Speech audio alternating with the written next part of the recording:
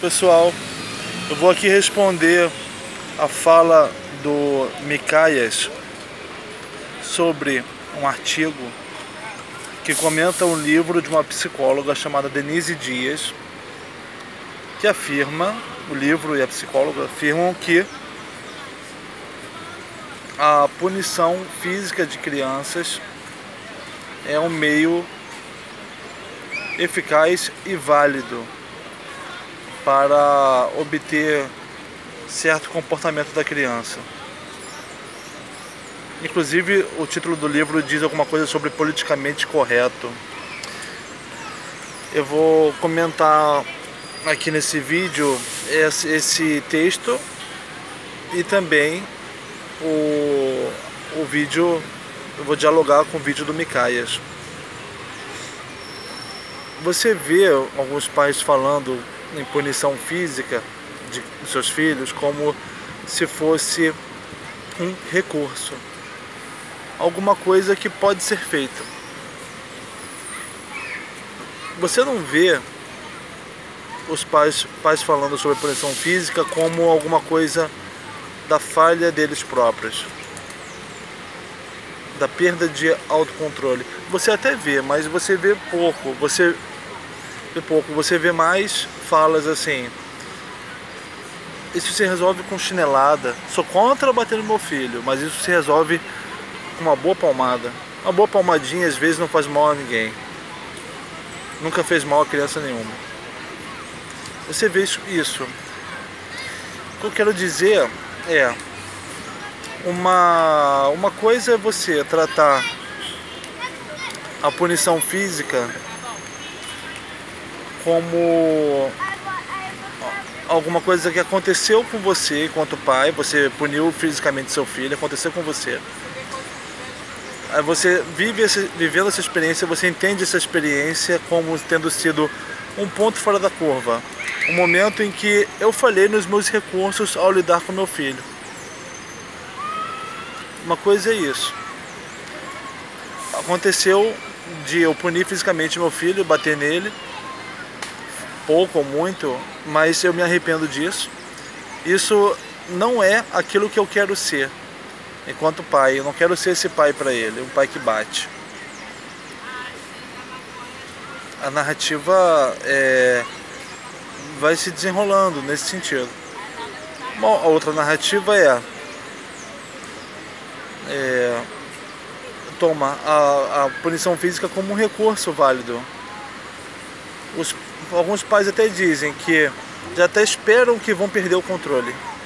Contam com a perda de controle. Ah não, se ele fizer isso, não vai ter jeito. Lógico que tem pais que já são contumazes no castigo físico, mas tem aqueles que a presença do castigo físico está muito no discurso como um recurso à mão, alguma coisa que fatalmente vai acontecer.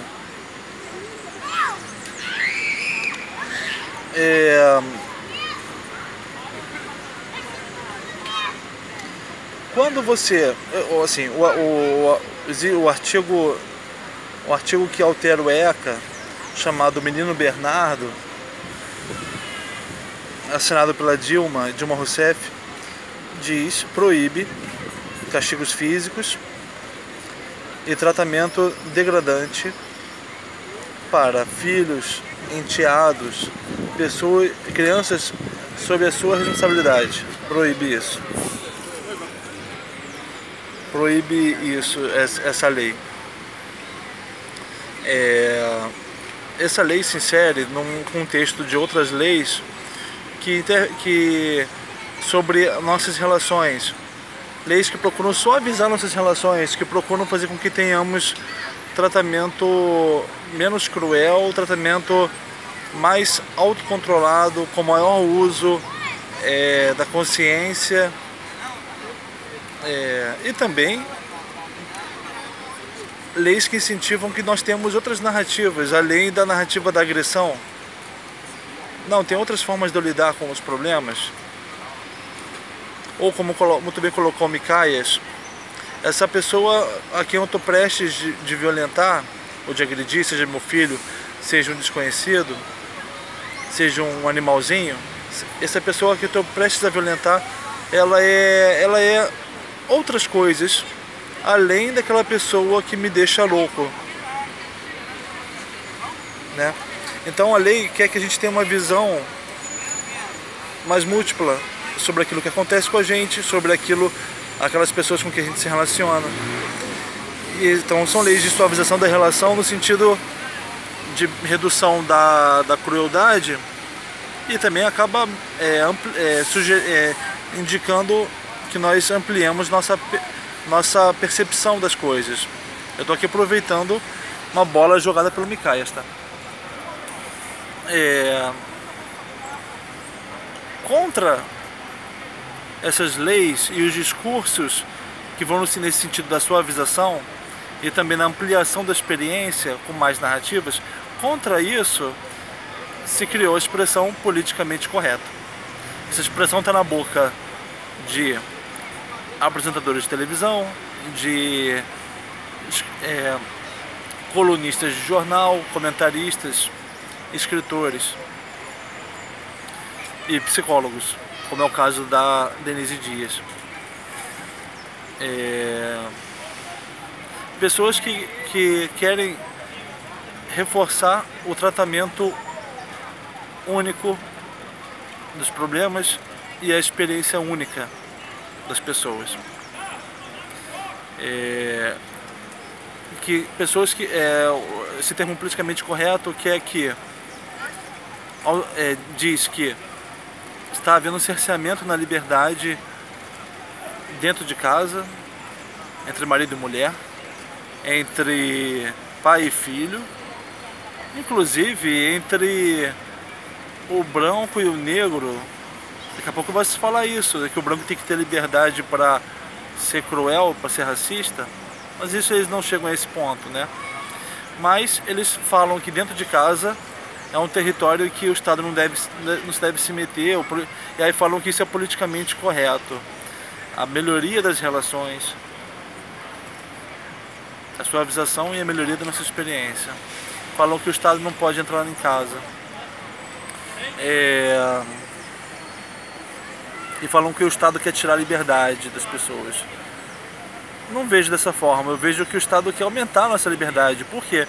Quanto mais recursos nós tivermos para lidar com os problemas, quanto mais nós formos educados a não usar uma saída, formos educados a tomarmos cuidado com uma reação nossa, mais nós procuraremos outros meios. O pai pode bater no filho, mas ele não tem que achar isso normal. Ele tem que ver uma outra ele tem que pensar naquilo que ele fez como uma coisa ruim, como um momento em que ele foi tomado por uma visão só das coisas, por uma emoção só. E como seria mais interessante que ele conseguisse ter, naquele momento, se acalmar e fazer uma outra coisa. A gente não tem que ser tomado pelas emoções. As emoções andam junto com a nossa razão. E elas têm que andar junto, elas têm que nos conduzir a uma outra forma, formas melhores e mais ricas de nos relacionarmos, né? Então, as pessoas que falam de politicamente correto reclamam de que o Estado lhes tira a liberdade, mas elas estão querendo, elas não veem outra forma de lidar com as coisas, entendeu? Elas mesmas são pobres, espiritualmente pobres, com poucos recursos para lidar com filhos, marido, lidar com outro na rua. Imagina o terror de uma pessoa que fala mal do politicamente correto encontrar um aluno negro sentado ao lado dela na escola, na faculdade, na entrevista de emprego, um rapaz negro muito bom, muito bem capacitado. Imagina o terror dessa pessoa. Então por isso que ela quer reafirmar uma visão antiga, né? Então é isso aí, pessoal. Valeu.